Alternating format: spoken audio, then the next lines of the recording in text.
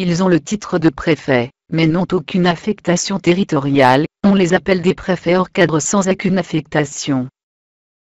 La nomination, par le gouvernement, des préfets fantômes en question. C'est un peu le fait du prince. Je ne vise personne en particulier. À droite comme à gauche, il y a toujours des amis à placer.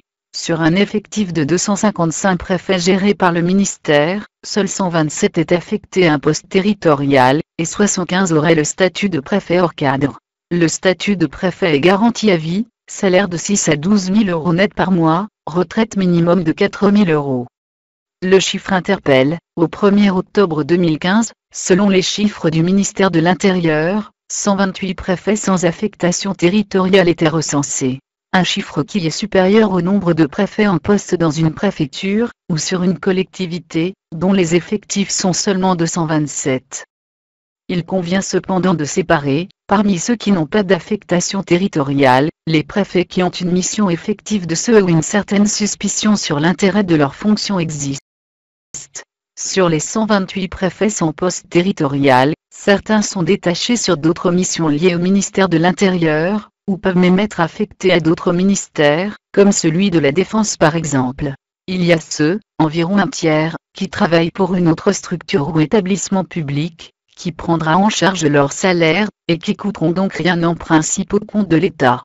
Et enfin il y a les autres, une cinquantaine, que l'on retrouve à la tête des diverses missions, ou autres organismes sans utilité, occupés donc par des préfets et préfètes.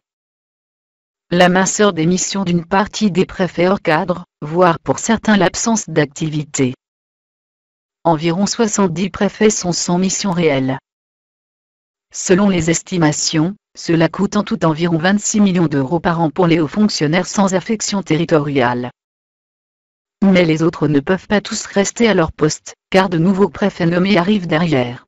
Or, les détachements sont devenus plus difficiles, avec une rigidification entre les corps de la fonction publique.